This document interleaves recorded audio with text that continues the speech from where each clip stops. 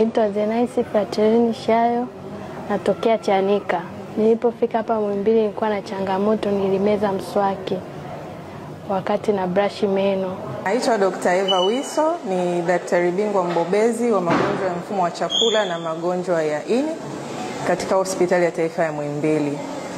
Leo tulimpokea mgonjwa anayekadiriwa kuwa na umri wa miaka 24 ambaye alikuja kwa ajili ya kufanya kipimo cha uchunguzi wa mfumo wa juu wa chakula. Alikuwa na maumivu ya tumbo, lakini chanzo cha maumivu ya tumbo ameripoti kwamba alimeza kwa bahati mbaya mswaki.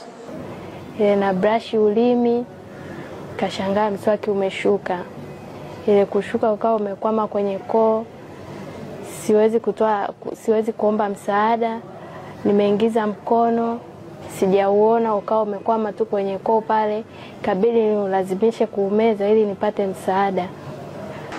Baada ya kumfanyia kipimo, tuligundua kwamba ndani ya tumbo la chakula kulikuwa kuna mswaki ambao ndio huo ulikuwa umemezwa karibia na zaidi ya wiki 3 zilizopita. Ni mswaki ambao ulikuwa ni mkubwa kabisa, ambao unakadiriwa kuwa na sentimita 34 wa mtu mzima. Nilipofika Muhimbili nilichekiwa, ndo wakawa wameuona mswaki. Wakafanya njia yao, wakawa wameutoa. Tulifanikiwa kubadilisha position ya ndani ya tumbo na tukaweza kuutoa.